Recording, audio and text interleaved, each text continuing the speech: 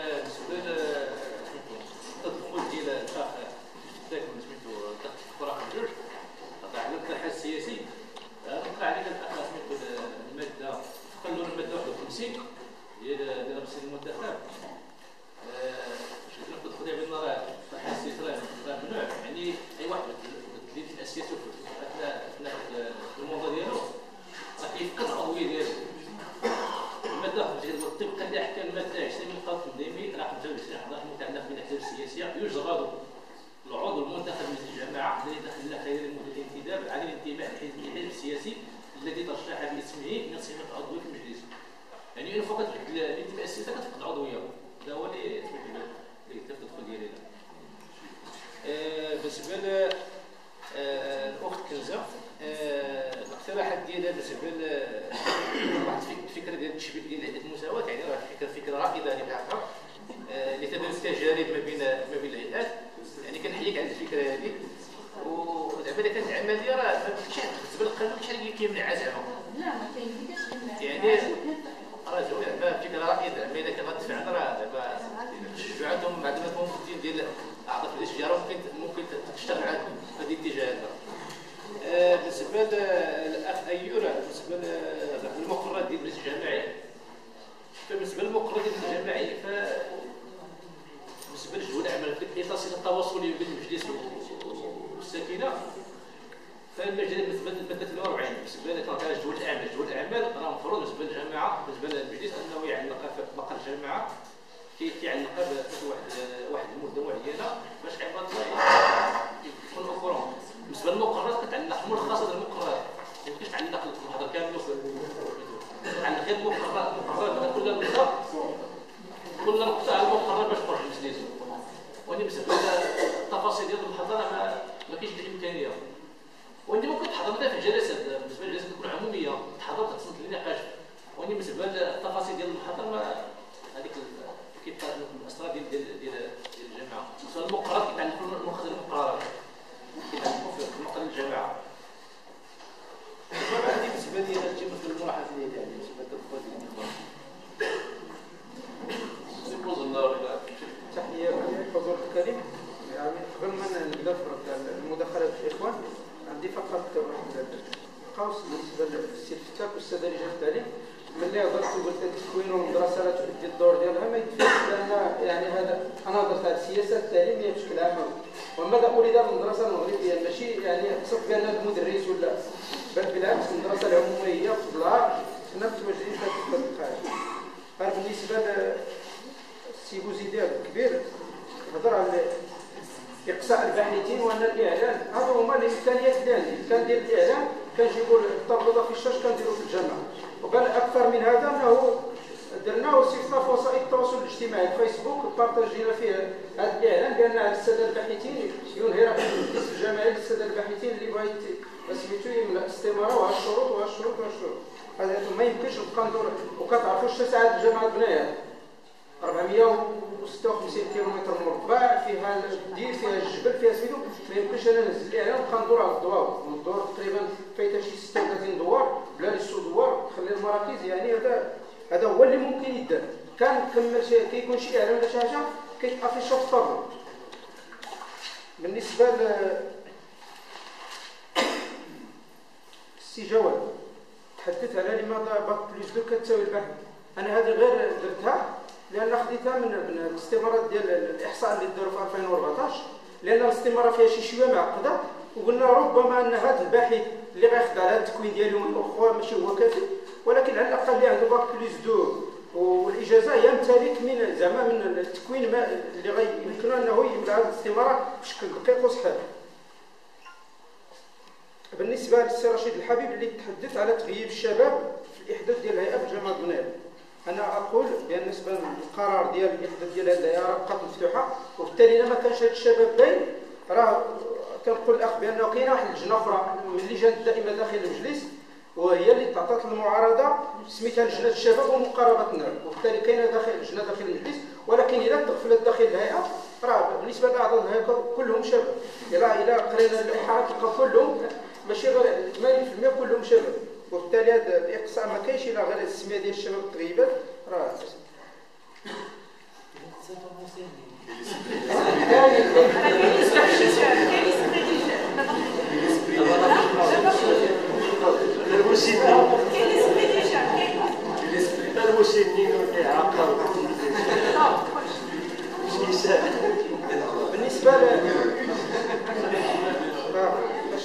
بالنسبه لواحد المداخله ديال السي دار الشمس احمد تحدث على الاستماره. مرء الاستماره حنا في الاعداد ديال الهيئه ما درنا الاستماره الاول، كان اعلان انا قلتها في الاول، درنا اعلان وصيفطنا للجمعيات استدعاء وفرقاتهم السلطه المحليه وكذا باش كنخدموا حنا ملي كان المجلس هو كنديروا الدعوات وكنعطيوهم السلطه المحليه اللي هذا ما درنا لا استماره ولا ما يلزم.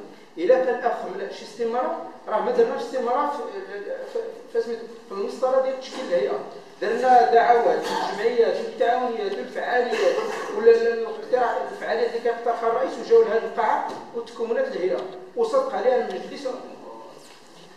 بالتالي بالنسبه للسيد محمد تحدث على المقررات هل يمكن اطلاع الجمعيات على، انا اقوله اي محضر كيدار ديال المجلس الغد ليه ملي كنصيفطوه للسلطات الرقابه كيتعلق كامل، انا ماشي غير المقررات اللي كنعلق، المحضر كامل كيتعلق. الا مشيتي دابا غتلقى المحضر الدوره الاستثنائيه اللي درنا في 21 ديسمبر راه باقي معلق وغادي تعيد هذه الاشياء لان غتجي دوره اخرى مورا. وجميع وبالاكثر من هذا جميع القرارات التنظيميه اللي كيتخذها الرئيس في اطار الشرطه الاداريه راه كنعلقهم في السبوره، ما كاينش شي قرار اللي كيخرج وما كيتعلقش. وبالاكثر من هذا اللي بغى يطلع على الميزانيه مرحبا، لان ما بقاتش شي حاجه هي سير ولا حتى الميزانيه اصبح من حق اي مواطن انه يجي داخل الجامعه يقول لك بغيت هذا الفصل هذا شحال فيه وهذا الفصل وكتنشر حتى في وسائل التواصل. اذا بالنسبه للمقررات تنقول اي قرار ولا اي مقرر ديال المجلس راه كاين درنا طابلو تما راه اي مقرر كيتعلق فيه، ما كاينش شي حاجه سميتها. اعتقد انه هما التساؤلات اللي جوج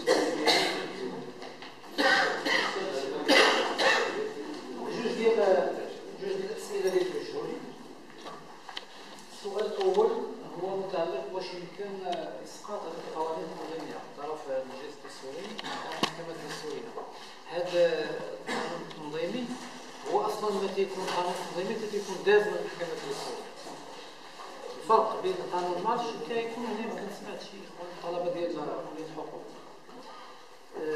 الفرق بين القانون التنظيمي والقانون العادي تيجيو بجوجهم من نفس المنهجيه بنفس الطريقه، ولكن القانون التنظيمي ما النشر ديالو تيدخل حيز فيه تشوفوا المحكمه الدستوريه لانه منطبق بالدستور، بمعنى هذه القوانين راه شافوا المجلس الدستوري واعتبرهم بانهم دستوريين. ولكن بالخلفيه اللي تكلمت عليها لانه بحال كيبان دابا بان النص الدستوري هو اللي فيه المشكل ماشي في القوانين التنظيميه. هذا التفسير اللي أن لو تعطى المجالس كل واحد غيجتهد بحال هذا الاجتهاد دابا اللي اجتهد المجلس ديال بن علي، يعني هذا اجتهاد دار جمع الجمعيات ودار مكتب وعطى هذا اجتهاد. يمكن تكون مناطق اخرى فيها اجتهادات اخرى. اللي مهم في هذه التجربه هو ان قبل ما ندوزو لقضيه التشبيك اللي هضرت عليها كنزو، هذه الولايه مزيان الناس يمارسوا الاختصاصات ديالهم، مزيان يجربوا، مزيان يدخلوا في هذا الشيء اللي عندهم يمارسوا، ومن بعد غادي يكون تقييم هذا الشيء هذا كيفاش كل اقليم كل جماعه كل جهه غادي تشكل واحد الخطوه اللي غتبني عليها الرؤيه اللي من بعد منها اكيد هذا القانون غادي يتعدل. ولكن الناس خصهم يمارسوا بعدا وفق هذا الشيء هذا وفق هذه الشهادات اللي كتكون. السؤال الاخر هو واش حنا مؤهلون لتنزيل الدستور؟ طبعا سؤال كبير فيه السياسه فيه القانون فيه بزاف ديال الحوايج، ولكن اللي نقدر نقول يعني الدستور حنا اللي صادقنا عليه، يعني هذا الدستور ديال المغاربه وجا في واحد السياق المغاربه صادقوا عليه، هو كيتنزل في القوانين ديالو. المشكل اللي مطروح في المغرب ومطروح على صعيد الجهات هو المساله ديال النخب. كاين جوج ديال الامور في البلاد كلها، هي في اي بلاد كاين مساله الاراده السياسيه وكاين مساله ديال النخب. يعني الاراده السياسيه عندنا حنا في المغرب فيها حتى هي بزاف ديال الجوانب. الاراده ديال الملك واضحه، الملك صادق على الدستور تيقولها اللي كاين في الخطابات ديالو كلها هي واضح. الامور فين خصها تمشي، التنميه الانسان كذا كذا. ولكن ملي كتجي الحكومه ولا البرلمان ولا المنتخبين كتلقى بزاف ديال الامور يعني ما كتمشيش بهذا. بل ان الملك في احدى الخطابات ديالو راه تحدث عن التاويل الديمقراطي للدستور. حتى الا كان شي غموض ما خصوش يتاول بطريقه غير، خصو يكون تاويل ديمقراطي بحال هذا الفصل 139. هذا خصو يتاول ديمقراطيا، بمعنى ماشي الهيئه الدستور تيقول تشاوريه وحنا نديروها تشاوريه. هذا ماشي تاويل ديمقراطي. الهيئه يقول الدستور خصها تكون تشاوريه، خصها تكون تشاوريه. الا درناها تشاوريه فسرنا ما اولناش تاويل ديمقراطي. اذا المساله هي مساله النخب، والنخب راه بحال اي حاجه اخرى. النخب تصنع، النخب ماشي شي حاجه منزله. بمعنى حنا في ازيلال دابا الا قلبتي على شحال عندنا من دكتور في ازيلال الكفاءات ما عندناش بزاف. اللي عندهم سافوار فيه، اللي عندهم التجربه، اللي عندهم كذا. لان الدكتور اللي جالسنا يمشي للرباط ولا الدار البيضاء ولا الفاس ولا عندنا ناس بلاد المعطلين، ولكن كفاءات مع احترامي للجميع. ولكن الكفاءات الحقيقيه ما تيبقاش في المنطقه. نهار كتتاح له فرصه، واخا كاينين معطلين هنا، ولكن نهار كتتاح له الفرصه باش يمشي لشي جهه اخرى تيمشي، لان تماك غيضمن الحياه ديالو. لان هنا بمعنى هذه المناطق هي ما فيها النخب تيتم افراغها من النخب ديالها. وهذا الشيء اللي كاين في ازيلال هو اللي في زملال وكاين في كاف. الناس يمشيو تيهاجروا المناطق الاخرى باش يعيشوا، لان تما كاينه الامكانات، كاينه الفرص تتاح للناس. ولهذا هذه المناطق يتم افراغها من النخب. خص اليات لصناعه النخب. النخب تتصنع بزاف ديال الحوايج، باتاحه الفرص، بالتجربه، بالادماج، ولكن بالتكوين ايضا. والتكوين فيه جوج ديال الجوانب. كاين التكوين اللي كدير الجمعيات وهذا مهم عبر مشاريع معينه الى غير ذلك، ولكن التكوين خصو يكون ايضا هو مؤسس. خصك دير مؤسسات ديال التكوين. ولهذا غادي تشوفوا في المقترح ديال الهيئه او المقترح اللي قدمنا، ما قدمناش بزاف ديال الحوايج لان حنا تصور عام في هذا الشيء ديال الجهه، قدمنا تصور عام. ولكن المقترح اللي واضح قدمناه هو خاص يكون واحد المركز جهوي لتقويه القدرات. خاص يكون مركز جهوي لتقويه القدرات ديال الجهه، وخاص الجهه تدعم المراصد الجهويه ديال المجتمع المدني تكون مستقله. مركز ديال تقويه القدرات يستخدم من جميع المنتخبين، الجمعيات الى غير ذلك، وتكون مراصد ديال مدنيه مستقله وتدعمها المؤسسات. مثلا التفاوين بغات دير مرصد معين في واحد القضيه معينه. انا مثلا في قريب ديال الاخوان اللي معايا السي المريدي الان تيدار مركز ديال الوساطه والهجره. هذا مركز معين كدير انت مرصد هنايا مثلا ديال واحد القضيه معينه او مركز مثلا، ويتم الدعم ديالو. هذا المركز او المرصد غيكون عنده العمل ديالو علمي اكثر، وما غي يعني هو تينتج لنا الافكار في النهايه. المراكز تنتج افكار. الافكار هي اللي مهمه بزاف، لان حنا في المغرب تنتكلموا بزاف، ولكن افكار جديده تكون عندنا قليله. الا قلنا اليوم في المغرب الا بحثنا شحال من فكره جديده كاينه في المغرب، حنا كاع عندنا 33 مليون، ربما ما تلقاش شي فكره جديده بزاف. اما الافكار معوده او منقوله او انا خديتها من هنا او لا خديتها من هنا، ولكن الافكار الجديده تكون فيها ابداع ولا كذا، تكون من عندنا هذا الجانب. اذا المهم الفكره هي ضروره تاهيل النخب. بدون النخب ما غتزيد حتى حاجه. الجماعات، المنتخبين، تجي انتخابات نعاودوا نبدلوا القوانين، ولكن تنظروا تنظروا في واحد الحاله يعني فارغه. خص النخب، خص الفكر، خص العلم اكثر من الاشياء الاخرى، وخصنا نكونوا ايجابيين. خص نكونوا ايجابيه حاجه مهمه بزاف، يعني نكونوا ايجابيين في سلوكنا وتعاطينا. شكرا.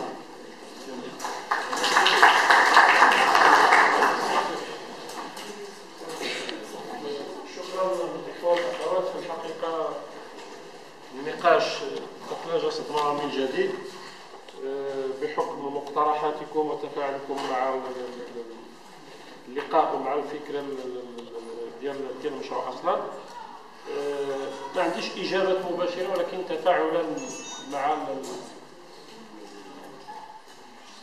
نقدم اولا الاعتذار على الامازيغيه لان انا اللي تكلفت باللوجيستيك باش ما نورطش الاخوان كاع ديال تيكاوين. اتحمل كامل المسؤوليه واقدم اعتذارا للناشطين في القضيه الامازيغيه لانه انا ما رديتش ليها البال. تعاملت مع متبعاصي في هذاك الشيء في الايميل ولكن الامازيغيه ما طاحتش في البال. ولكن هذه التوبه سي الفتاح. المساله الثانيه أريد أن أتحدث شيئا ما عن ظروف التأسيس ديال الهيئة والاشتغال ديالها داخل الجماعة الترابية بنايا. أولا الهيئة تحدثت كما قال سي بوزنار في 2015 دو جانفير 2015 يعني جات مرحلة حساسة. كنا عارفين جات مرحلة ديال الحملة الانتخابية وديال تقديم الترشيحات وديال العام ديال 2015 كان العام ديال السياسة بالمعقول.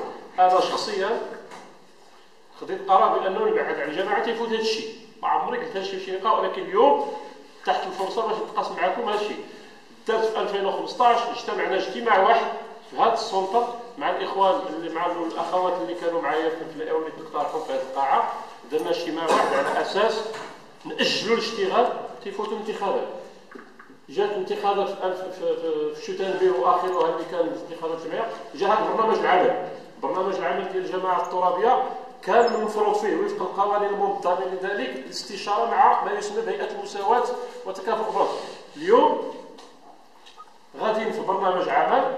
حنا اجتمعنا للمره الثانيه مع الهيئه وخدينا قرار على انه خص تكون البصمه ديال الهيئه ولا البصمه ديال المجتمع المدني في هذا البرنامج عمل.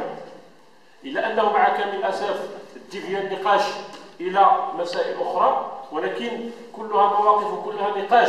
وهذا نقدر نسميه حراك جمعوي في المنطقه لانه بان على مجموعه ديال الحوايج وبان حتى القدرات ديال المجتمع المدني واش قادره تحمل المسؤوليه وقادره توضع البصمه ديالها في برنامج عمل ديال الجماعه. مره اخرى الهيئه كما قال السي بوزنار هي مفتوحه للجميع. الهيئه ماشي هي رافض ماشي هي سكينه ماشي هي صرا ماشي هي. أنا شخصيا وجميع أعضاء لها أستمد قوتي الاقتراحية في المجلس بالمجتمع المدني. راه ما عندي ما ندير بوحدي في الهيئة بلا المجتمع المدني. يعني هذه حقيقة اللي كان آمن بها وغنبقى دائما. ما يمكنش الهيئة تخدم بوحدها. أنا ما في صالحيش لا أخلاقيا ولا سياسيا ولا اجتماعيا ندخل في مواجهة مع شي حد. أنا كما قلت في الكلمة ديالي الأخيرة ديال 30 دو جانفي لن أكون تنطر لي الحسابات الضيقة والسياسية لأي واحد. انا مع المجلس انا مع الجمعيه وشد العصا من الوسط. اللي بغى يخدم اهلا وسهلا ايادينا مفتوحه للجميع وصفحه بيضاء للاشتغال وضروري. انا مستعد من غدا نقدم استقالتي من الهيئه ولكن يتحمل المجتمع المدني المسؤوليه ديالو في التبعات ديالو وغدا يدير المجلس برنامج عمل ديالو ونبقاو حنا غير نسوقوا في البيانات والتمديدات وهذه.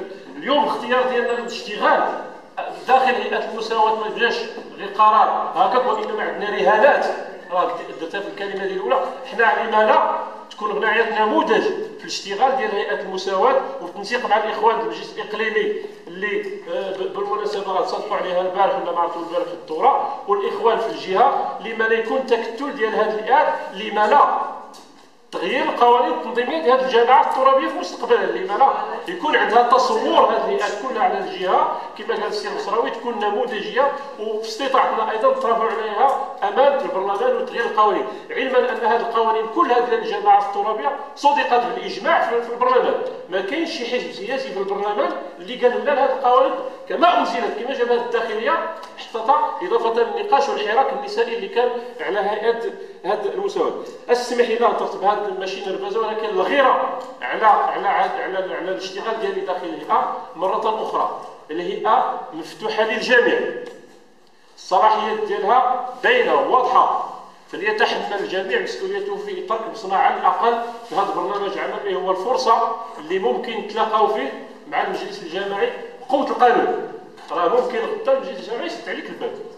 راه ما تروح راه السياسه هي هذه. اليوم محتاج غادي ينسق معاك ويخدم معاك غدا ساليتي برنامج عمل صافي سالينا. المجتمع المدني ما عندي اش غندير انا الهيئه مع المجلس نبقى نجتمع مع الاغلبيه ولا مع المعارضه. انا ما يمكنش نشتغل بلا مجتمع مدني.